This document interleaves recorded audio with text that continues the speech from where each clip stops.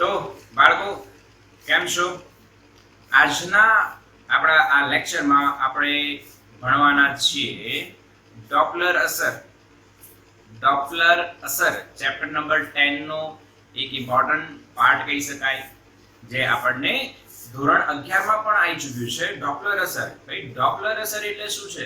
તો ભાઈ ડોપલર અસર એટલે તમને બધાને એક ઉદાહરણ મેં આપ્યું હતું કે જ્યારે આપણે ટ્રેન ના ફાટકમાં, રેલવે ટ્રેક જે છે ત્યાં એક ફાટક હોય છે અને ફાટક પર ઊભા હોઈએ છીએ અને આપણે ઊભા છીએ, ફાટક બંધ છે અને ટ્રેન આપણી તરફ આવે છે અને હોર્ન મારે છે, તો એની જે આવૃત્તિ આપણને સંભળાય છે એ વધારે હોય છે અને ટ્રેન જ્યારે ફાટકને ક્રોસ કરી આપણાથી દૂર જાય છે ત્યારે એની આવૃત્તિ ઓછી હોય છે. બોલો હા કે ના?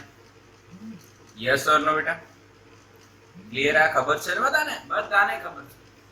બધાને બેટા આ વસ્તુ આપણે ક્લિયર જ કરેલી છે, બધાને આવડે કે એકને આ વસ્તુ ખબર જ છે.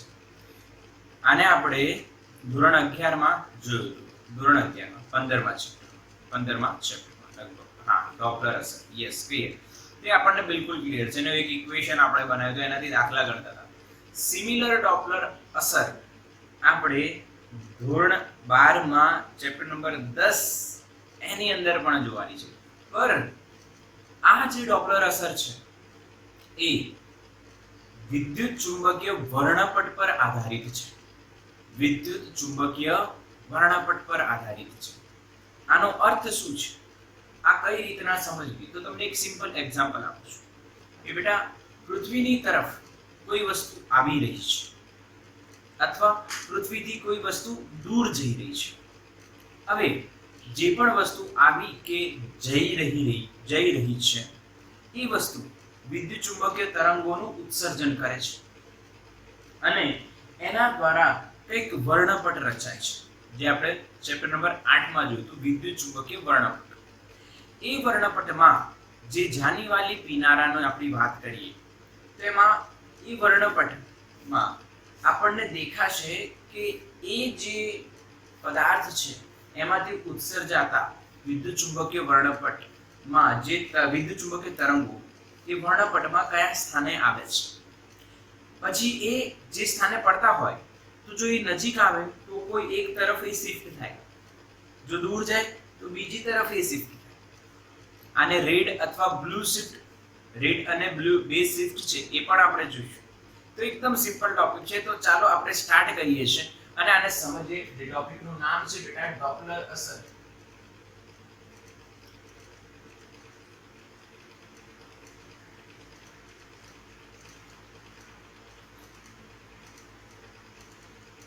ધ્યાન આપજો. ડોપલર અસર જ્યારે ઓબ્જેક્ટ અને ઓબ્ઝર્વર, સોર્સ અથવા તમે કહી શકો છો લિસનર, પર અહીંયા અવલોકનકારની વાત કરીશું. વસ્તુ અને અવલોકનકાર વચ્ચે કઈ ગતિ આવે બેટા? સાપેક્ષ ગતિ થતી હોય ત્યારે અવલોકનકાર દ્વારા નોંધાયેલી આવૃત્તિ ઉદ્ગમ, આને ઉદ્ગમ પણ કહી શકીએ, વસ્તુ અથવા ઉદ્ગમ દ્વારા ઉત્સર્જિત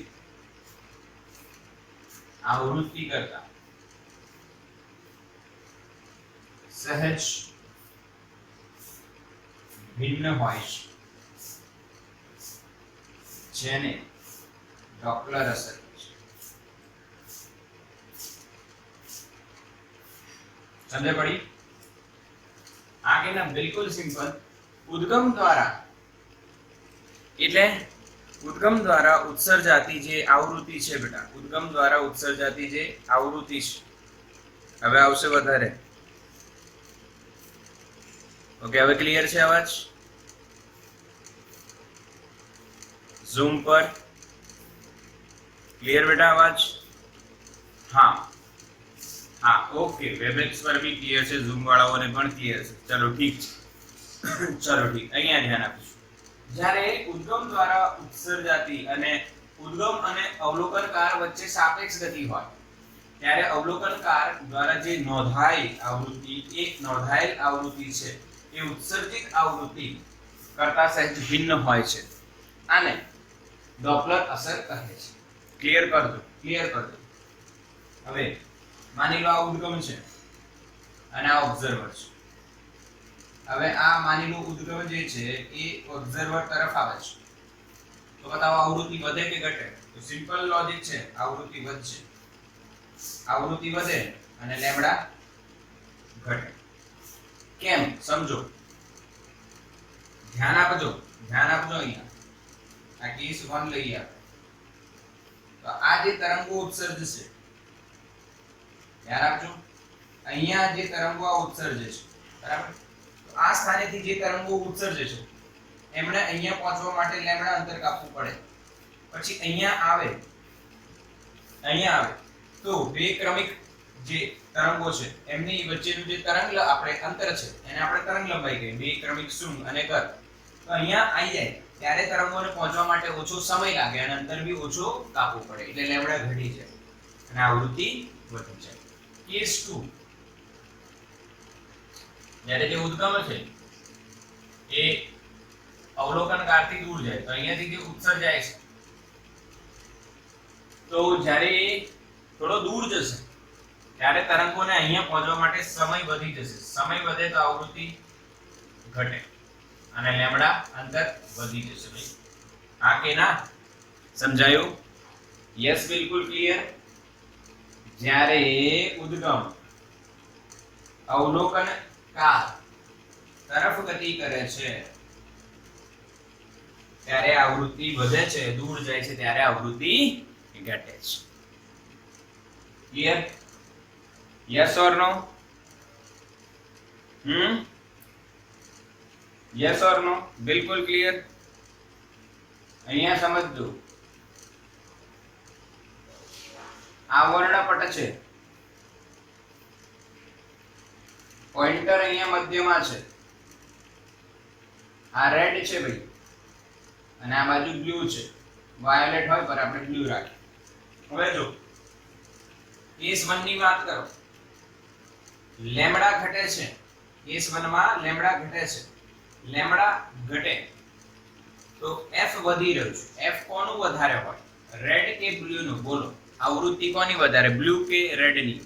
લેમ્ડા કોનો ઓછો, બ્લુ કે રેડ નો? બોલો, હા કે ના? રેડ, કોઈ કહે છે રેડ, બધા રેડ કે છે એટલે બધા કોપી પેસ્ટ કરી રહ્યા છે એવું લાગે છે. હિતેશ બ્લુ કે છે, બધા કોપી પેસ્ટ કરી રહ્યા છે. એક જણે રેડ આન્સર આપ્યો એટલે બધાએ રેડ આપી દીધું. બ્લુ આવે ભાઈ, મગજ વાપરવું પડશે. नकल में भी अकल चाहिए भाई, नकल में भी अकल चाहिए, थोड़ा सा दिमाग लगाओ. हाँ, ब्लू शिफ्ट, ब्लू तरफ शिफ्ट થશે બેટા. તો જ્યારે f વધે અને લેમ્ડા ઘટે ત્યારે બ્લુ તરફ આ વર્ણપટ ખસશે અને જ્યારે f ઘટે અને લેમ્ડા વધે ત્યારે આ તરફ રેડ તરફ ખસશે, એટલે એને રેડ શિફ્ટ કહેવાય. એટલે આમાં આ કેસમાં રેડ શિફ્ટમાં અને બ્લુ શિફ્ટમાં ભાઈ દૂર જાય આમાં અને આમાં ભાઈ નજીક આવે. કોઈ બી ઉદ્ગમ છે એ ઓબ્ઝર્વર ની નજીક આવે છે તો આવૃત્તિ વધે, તરંગ લંબાઈ ઘટે, અને ઉદ્ગમ થી દૂર જાય તો આવૃત્તિ ઘટે અને તરંગ લંબાઈ વધે. આને રેડ શિફ્ટ અને બ્લુ શિફ્ટ કહેવાય. ક્લિયર બેટા? હવે હું કઈ રીતના યાદ રાખું છું એ તમને કહી દઉં. બે લોજિક છે મારી જોડે આ યાદ રાખવા માટે. જે સૂર્ય છે આપણી જોડે એ સવારે બહુ જ દૂર હોય, બહુ જ દૂર હોય, અને પૃથ્વી પર એના જે વિદ્યુત ચુંબકીય તરંગો આવે છે એ આવે છે, પણ આપણને કયો કલર દેખાય?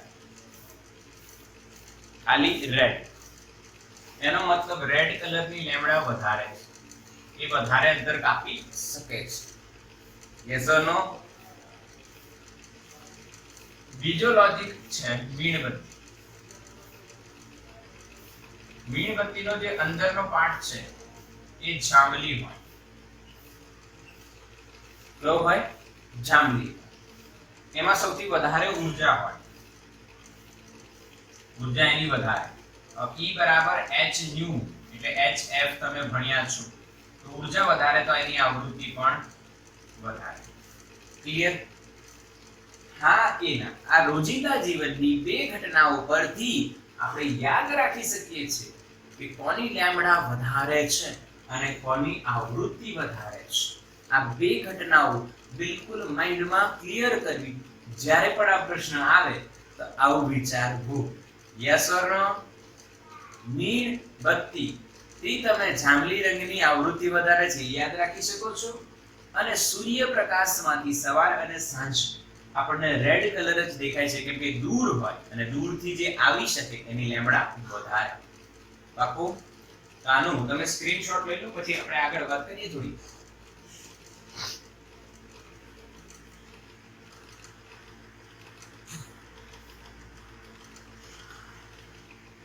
Okay, done? ક્લિયર ना बेटा?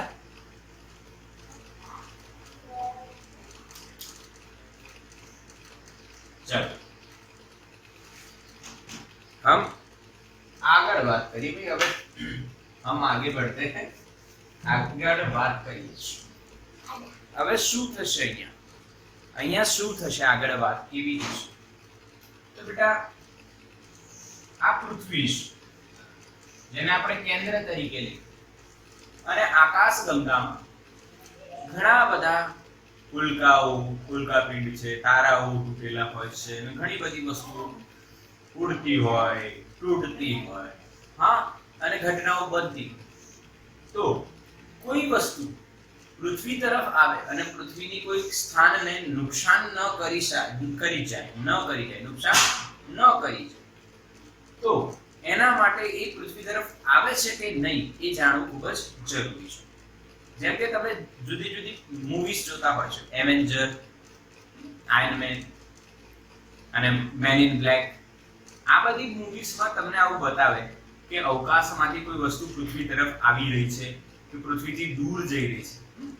એમની જોડે કોમ્પ્યુટરમાં આવું સિગ્નલ બી બતાડે કે પૃથ્વી તરફ આવે છે કે દૂર જાય છે. એ દૂર જાય કે આવે છે એનું નક્કી કઈ રીતે કરવામાં આવે છે લોજિક એ જો. માની લો આ એક વસ્તુ છે અથવા ઉદ્ગમ કહી શકાય. આ ઉદ્ગમ પૃથ્વી તરફ આવે છે કે નહીં? જો પૃથ્વી તરફ આવે તો એને લેમ્બડા ઘટે. લેમ્બડા ઘટે ને બેટા, લેમ્બડા ઘટે તો કયું શિફ્ટ થઈ જશે? Blue shift. જો પૃથ્વીથી દૂર જાય તો લેમ્બડા વધે તો શું થશે? દૂર જાય છે અને એને રેડ શિફ્ટ આપણે કહીએ. આ રીતના નક્કી કરવાનું. ક્લિયર છે? આમાંથી આવતા વિદ્યુત ચુંબકીય તરંગોનો વર્ણપટ દ્વારા અભ્યાસ કરવામાં આવે અને એ વર્ણપટમાં કઈ બાજુ શિફ્ટ થઈ એના પરથી નક્કી કરવામાં આવે કે પૃથ્વી તરફ આવે છે કે નહીં. હવે આમ પૃથ્વીની આસપાસ આપણે એક ગોળો વિચારીએ તો એની પૃથ્વી તરફની જે ઝડપ છે બેટા એને આપણે v રેડિયલ કહીએ. શું કહીએ? v રેડિયલ, ત્રિજ્યાવર્તી દિશાની જે ઝડપ છે. તો આનું જે સૂત્ર બને છે બેટા v radial upon c is equals to delta f upon f. આ સૂત્ર આપણે ધોરણ 11 માં જોઈએ છે, 15 માં છે. આવું જ છે. એનું ફોર્મેશન થોડું ડિફરન્ટ છે પણ લોજિકલ એ જ બેઝ છે. આપણે આ સમજી લેવું કે v રેડિયલ upon c બરાબર delta f by f. Clear છે કે નહીં? બોલો હા કે ના? યસ. હવે આમાં થોડુંક એક ટ્વિસ્ટ છે.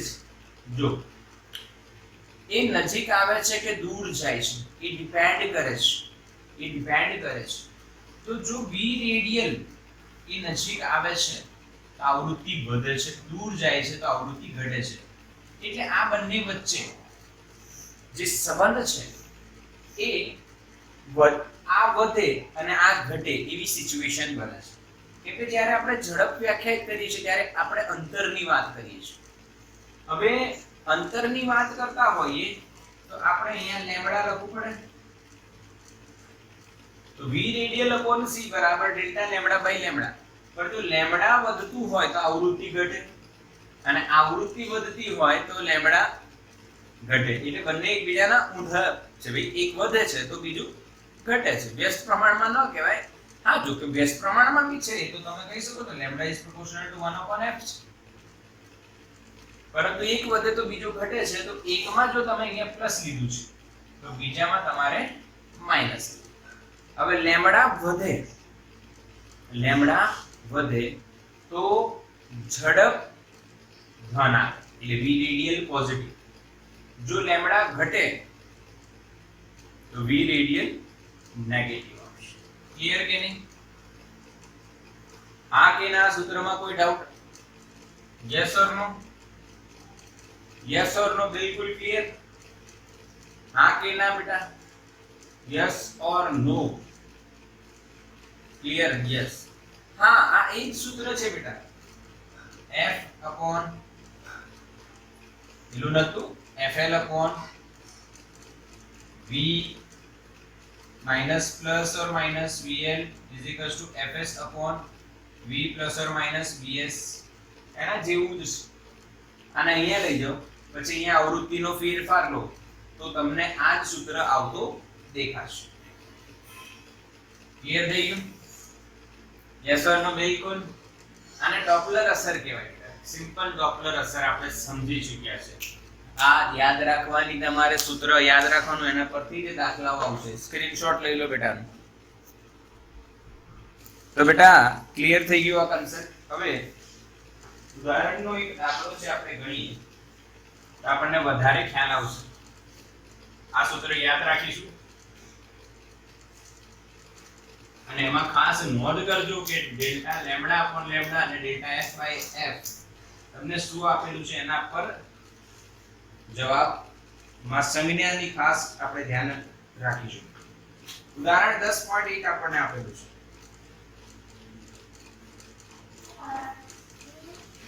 આપણી સાપેક્ષે આકાશગંગા એ કેટલી ઝડપથી ગતિ કરવી જોઈએ કે જેથી 589.0 નેનોમીટરની સોડિયમ રેખા 5.89.6 નેનોમીટર આગળ દેખાય.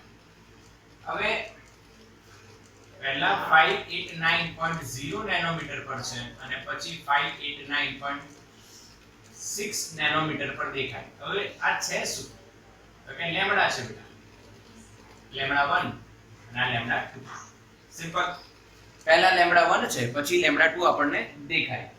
એના માટે આકાશગંગાએ કેટલી ઝડપથી ગતિ કરવી જોઈએ? આવો પ્રશ્ન પૂછવામાં આવ્યો છે. ક્લિયર બેટા? Yes or no? ક્લિયર? તો એ સૂત્રનો ઉપયોગ કરી નાખો. અહીંયા આપણે આકાશગંગા ગણી લઈએ તો ભાઈ v રેડિયલ upon c બરાબર ડેલ્ટા લેમ્બડા બાય લેમ્બડા. માટે v રેડિયલ બરાબર lambda 2 minus lambda 1 upon lambda 1 પ્રારંભિક. કાં તો આને લેમ્બડા upon આને lambda dash. Lambda dash minus lambda upon lambda into c. Lambda dash માંથી લેમ્બડા સબટ્રેક્ટ કરો 0.6 into 10 raised to minus 9.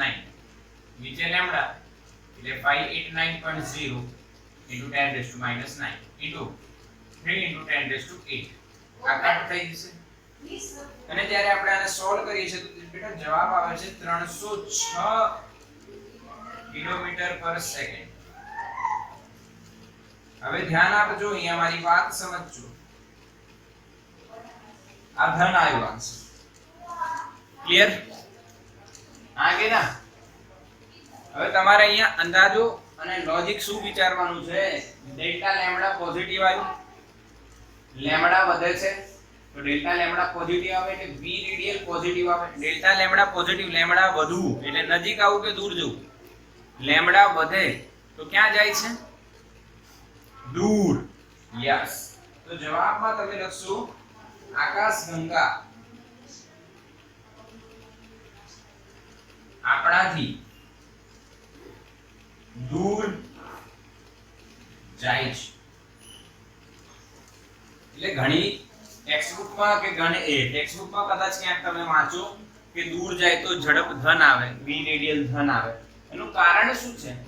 આ સૂત્ર પર ડેલ્ટા લેમ્બડા ધન આવે તો જ આ ધન આવે, ડેલ્ટા લેમ્બડા ઋણ આવે તો આ ઋણ આવશે. એટલે સિમ્પલ આ ઇક્વેશન લગાવીને તમે આ દાખલો એકદમ ક્લિયર કરી શકો છો. બિલકુલ. ઓકે, ચલો બીજો એક દાખલો છે બેટા, જે વધારાના સ્વાધ્યાયમાંથી છે. વધારાના સ્વાધ્યાયમાંથી છે.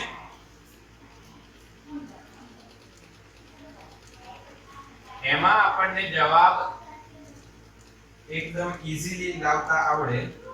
સિમ્પલ લોજિક આનો આજ 10.11 એક તારામાં હાઇડ્રોજન દ્વારા ઉત્સર્જિત 65-63 ની H આલ્ફા રેખા 15 એંગસ્ટ્રોમ જેટલી રેડ શિફ્ટ થયેલી જણાય છે. હવે જો તમને આ ક્વેશ્ચનમાં એક તારામાં હાઇડ્રોજન દ્વારા ઉત્સર્જિત 65-63 ની H આલ્ફા રેખા, આ જે વસ્તુ છે બેટા એ રેખીય હાઇડ્રોજનનો રેખીય વર્ણપટ આપણે આગળના ચેપ્ટરમાં ભણવાના છે ત્યાંથી આવે છે. પર અત્યારે આપણે ભણેલા નથી તો એની માહિતી આપણે લેવાની કોઈ જરૂરત નથી. આપણે વિધાઉટ ઇન્ફોર્મેશન આપણે એ સોલ્યુશન લઈ શકીએ છીએ. એટલે આપણને રેડ શિફ્ટ આપી છે. રેડ શિફ્ટ એટલે ડેલ્ટા લેમ્બડા 15 એંગસ્ટ્રોમ જેટલી આવશે.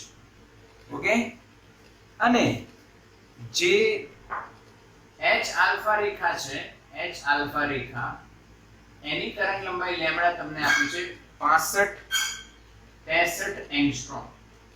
ઓકે, તો પૃથ્વીથી દૂર જવાની ઝડપનો અંદાજ શોધો.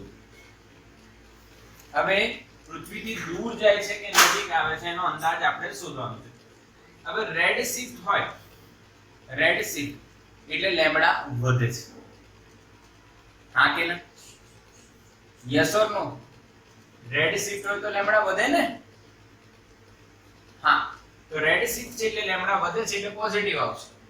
અને બ્લુ શિફ્ટ હોત તો આ 15 ને નેગેટિવ લેવા, ડેલ્ટા લેમ્બડા નેગેટિવ આવશે. ક્લિયર કરજો. આ v રેડિયલ અપોન c બરાબર ડેલ્ટા લેમ્બડા બાય લેમ્બડા. ધ્યાન આપવાની વાત છે બેટા. અહીંયા લાગે એકદમ સિમ્પલ અને છે એકદમ સિમ્પલ, થોડું ધ્યાન રાખજો. અને ડેલ્ટા લેમ્બડા આપણો 15 એંગસ્ટ્રોમ ના લખો તોય ચાલે.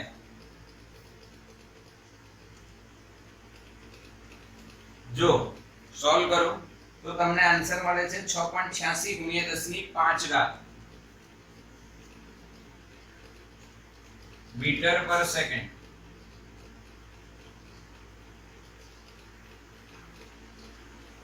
ક્લિયર છે? હા કે ના? Yes or no? બિલકુલ ક્લિયર. સિમ્પલ એકદમ કેલ્ક્યુલેશન. બિલકુલ યસ. સ્ક્રીનશોટ લઈ લો. કશું આમાં એક્સ્ટ્રા લોજિક લગાવવાની જરૂર નથી બેટા. Simple question, simple logic. કોઈ હાઈ લેવલ લોજિક છે જ નહીં આમાં. એકદમ સિમ્પલ. તમને આવડે બધાને બેટા. ન આવડે એવું કશું છે જ નહીં અંદર. ચાલો સ્ક્રીનશોટ લઈ લો.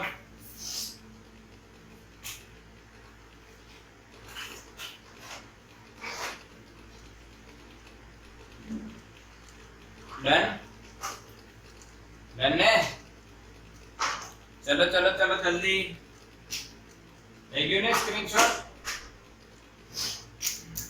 ચલો ડન.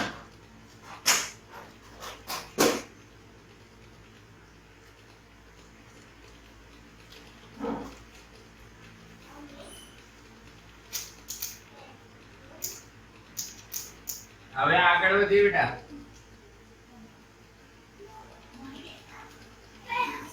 આગળ વધીશું તો આપણે કઈ દિશામાં જઈશું હવે? મોસ્ટ આઈએમપી ટોપિક વ્યતિકરણ આપણે સ્ટાર્ટ કરવા જઈ રહ્યા છીએ.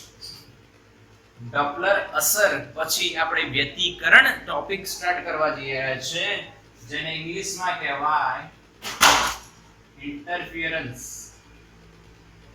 શું કહેવાય બેટા? ઇન્ટરફિયરન્સ.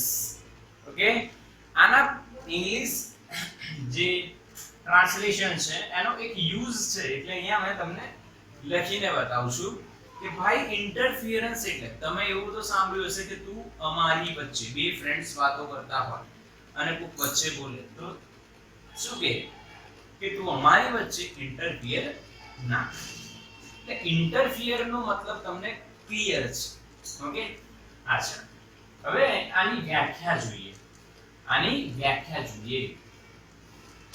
કે ભાઈ બે કે બે કરતા વધારે તરંગોના સંપાતીકરણને કારણે ઉદ્ભવતી ભૌતિક અસર ને વ્યતિકરણ કહે છે. અચ્છા, આ એક સિમ્પલ એક્ઝામ્પલ થી સમજો. તમે અત્યારે તમારા રૂમમાં છો. હવે લાઈટ ઓન ના હોય તો લાઈટ ઓન કરી દઈએ આપણે. તમે બી તમારા રૂમની લાઈટ ઓન કરશો. આ બધાને ફીલ થઈ ગયું કે સરે લાઈટ ઓન કરી છે બેટા?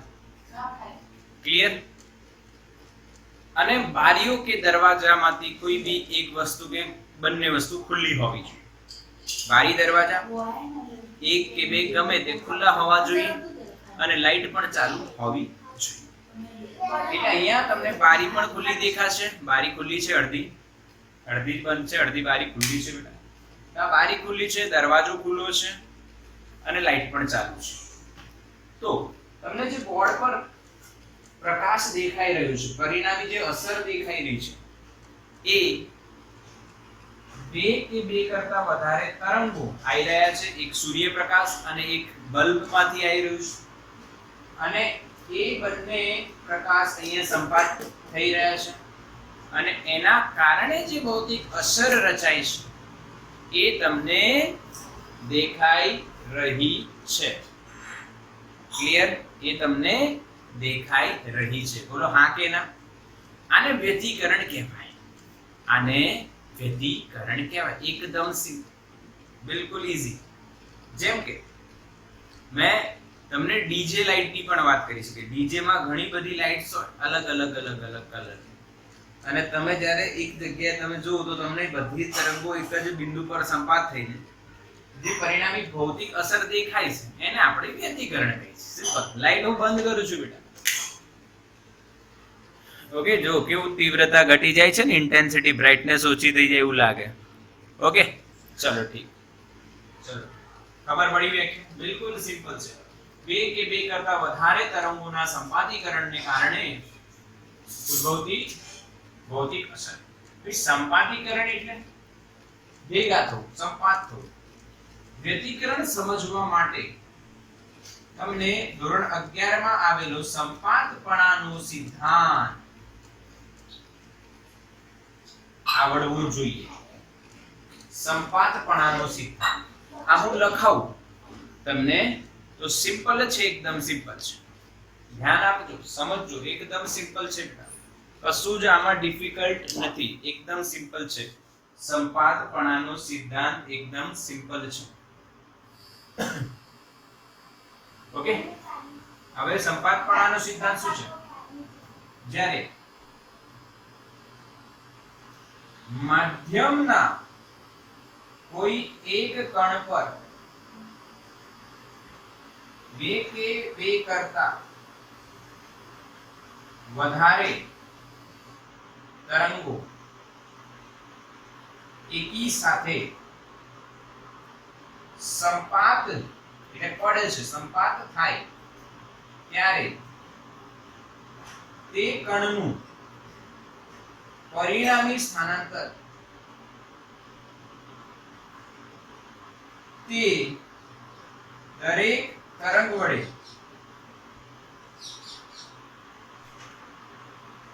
થતા સ્વતંત્ર સ્થાનાંતરના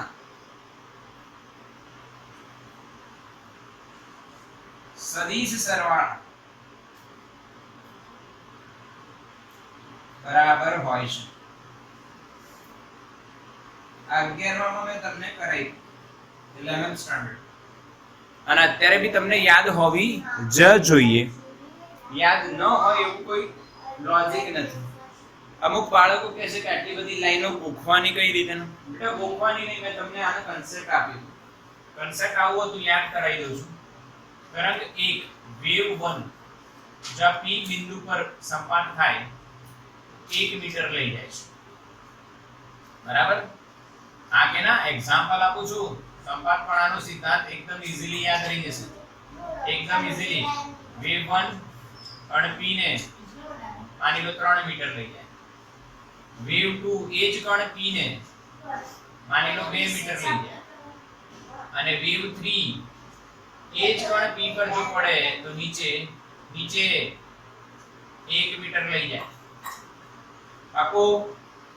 હવે હું તમને કહું, જો કણ પી પર એક સાથે વેવ 1 અને વેવ 2 આવે તો એનું પરિણામી સ્થાનાંતર કેટલું થશે? 5 મીટર. 3 + 2 5. અને જો એક કણ પર વેવ 1 અને વેવ 2 આવે એનું સ્થાનાંતર કેટલું થાય? 3 - 1 2 મીટર. વેવ 3. ખબર પડી બધાને?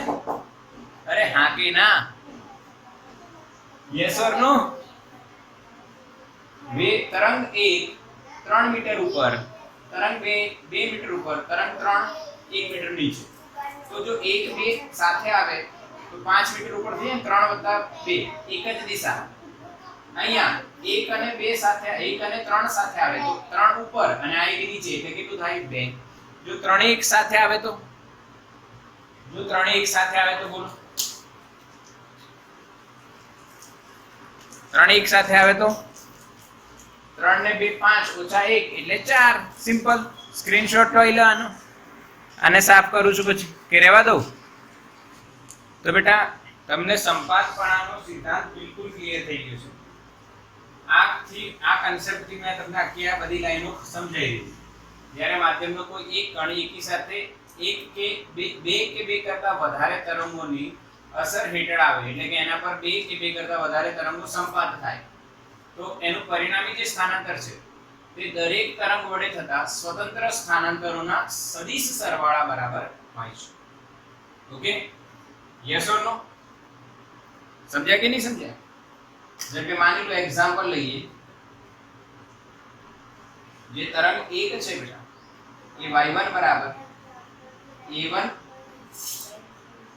cos ઓમેગા 1t કે ગમે તે આ સ્થાનાંતર કરાવે છે. હવે તરંગમાં સ્થાનાંતર આ રીતના જ વ્યાખ્યાયિત થઈ એવી ખબર હોવી જોઈએ. તરંગ 2 y2 બરાબર a2 cos ઓમેગા t +5. આ +5 એટલે કણા તફાવત. તો સંપાતીકરણ પછી પરિણામી જે સ્થાનાંતર છે એ y બરાબર શું લખાય બેટા? y1 + y2. પછી આને સોલ્વ કરવાનું આગળ. બોલો ક્લિયર? અરે હા કે ના બેટા? યસ ઓર નો? આના કંપ વિસ્તાર ચલો સમાન भी હોઈ શકે, આવૃત્તિ સમાન હોઈ શકે, જુદી હોઈ શકે, એક ઘટનાઓ પછીની વાત છે. પણ આટલી વાત તમને વ્યતિકરણ માટે ખબર હોવી જોઈએ. આનો સ્ક્રીનશોટ લો બેટા. આનો સ્ક્રીનશોટ. ડન?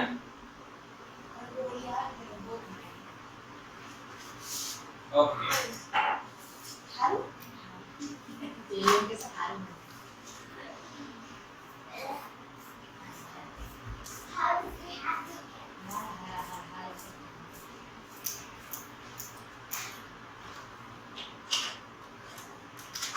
હવે વ્યતિકરણ થવા માટે બે કે બે કરતા વધારે તરંગો હોવા જોઈએ. હવે તરંગો આવે ક્યાંથી? તો કોક ઉદ્ગમ હોય જે એમને ઉત્સર્જિત કરે. સમજો, અહીં આપણે લખ્યું હતું y1 બરાબર a1 cos omega t, y2 બરાબર a2 cos ઓમેગા t + 5. 5 એટલે કણા તફાવત, એ આપણને ખબર છે. પણ એવા તરંગો ઉત્સર્જિત કરવા માટે ઉદ્ગમો હોય. તો બેટા જે ઉદ્ગમો છે એમના બે પ્રકાર હોઈ શકે અને દરેક પ્રકાર આપણે સેપરેટલી અભ્યાસ કરવાનો છે. સેપરેટલી દરેક પ્રકાર આપણે સેપરેટલી અભ્યાસ કરવાનો છે. પહેલો જે આમાં પ્રકાર છે એ છે સુસંબંધ ઉદ્ગમો. અને બીજું છે બેટા અસુસંબંધ ઉદ્ગમો. તો બેટા જે સુસંબંધ અને અસુસંબંધ એવા બે ઉદ્ગમો છે. એવા બે ઉદ્ગમો છે. ક્લિયર કરજો, ક્લિયર કરજો બેટા. સુસંબંધ અને અસુસંબંધ એવા બે ઉદ્ગમો છે. તો આ બે ઉદ્ગમોમાં સુસંબંધ ઉદ્ગમ એટલે શું અને અસુસંબંધ ઉદ્ગમ એટલે શું? તો બેટા સુસંબંધ ઉદ્ગમ જે છે એમાં એની કોણીય આવૃત્તિઓ સમાન હોય છે. તો જે ઉદ્ગમોમાંથી ઉત્સર્જાતા તરંગોની કોણીય આવૃત્તિ સમાન હોય તેવા ઉદ્ગમોને આપણે સુસંબંધ કહીશું. અને જેમાં કોણીય આવૃત્તિ સમાન ન હોય એને આપણે અસુસંબંધ ઉદ્ગમો કહીએ છીએ. અસુસંબંધ ઉદ્ગમો કહીએ છીએ. ક્લિયર છે? હા કે ના? સિમ્પલ વાત. બીજી વાત અહીંયા આમાં પ્રારંભિક કળા તફાવત એ આમાં અચળ હોય. એનો મતલબ શું કે જો બે ઉદ્ગમો છે એમાંથી તરંગો નીકળી રહ્યા છે તો આ બંને વચ્ચે માની લો કળાનો π/2 જેટલો ફરક છે. જ્યારે આ મેક્સિમમ છે ત્યારે આ 0 છે અને જ્યારે આ મેક્સિમમ છે ત્યારે આ 0 છે.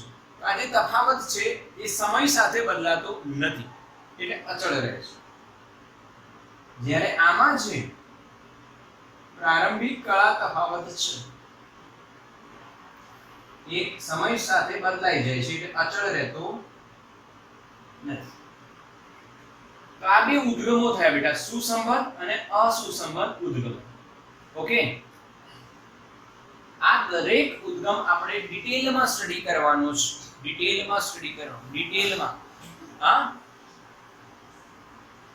ડિટેલમાં સ્ટડી કરીશું. ઓકે, તો અહીંયા આપણે સિમ્પલી આ સમજી ગયા કે ઉદ્ગમ એટલે બેટા સોર્સ ગમે તે હોઈ શકે. એ સોર્સ ની જો બે સોર્સ હોય એમાંથી ઉત્સર્જાતા તરંગોની કોણીય આવૃત્તિઓ સમાન હોય અને પ્રારંભિક કળા તફાવત સમાન હોય તો એને સુસંબંધ કહીશું, નહીતર એને અસુસંબંધ કહીશું. બિલકુલ ક્લિયર? આનો સ્ક્રીનશોટ લઈ લો બેટા.